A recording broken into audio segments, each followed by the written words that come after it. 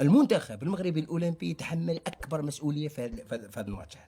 اول حاجه في لي سونجمون. علاش لي سونجمون؟ نتوما تخيلوا تخرج مدافع، تخرج بوكامير اللي هو المدافع الوحيد، وتدخل كيشطا. لعبنا وصلنا نجي 80 85. واش دار هذا المدرب تاع 87؟ واش دار؟ هذا هو المدرب اللي كنتو تدافعوا عليه الماتش اللي فات. واش دار؟ دخل لك مدافع ديال التوارقه، هذاك المدافع واش خرجك ميليو تيران. يعني هذا مدرب اللي يتناقض مع روحه. ما رأيته في مباراة اليوم هو أنه ما استنتجته هو أنه اختلاف المباريات باختلاف موازين القوى.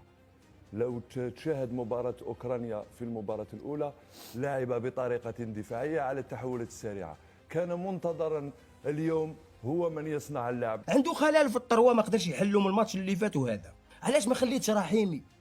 علاش مدخل هذا موهوب؟ واش دار هذا موهوب؟ جاتو فرصه هو وراس الحارس رماها في الحارس. ما قاله الإعلام بعد مواجهة المنتخب المغربي الأولمبي الثانية في أولمبياد باريس ضد المنتخب الأوكراني. لا تنسوا الاشتراك في القناة والإعجاب بالفيديو. إليكم التفاصيل.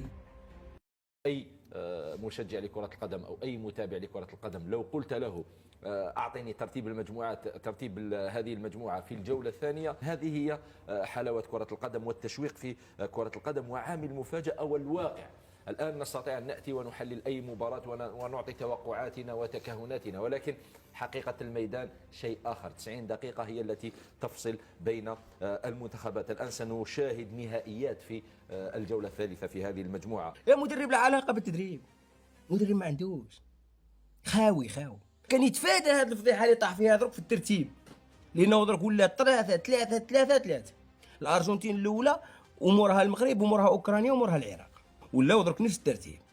درك كيفاش غادي دير؟ العراق خاصها تربح الماتش اللي جاي ولا تعادل معاك، انت خاصك تربح ولا تتعادل، وتتعادل تولي 4-4 وتولي لحسابك.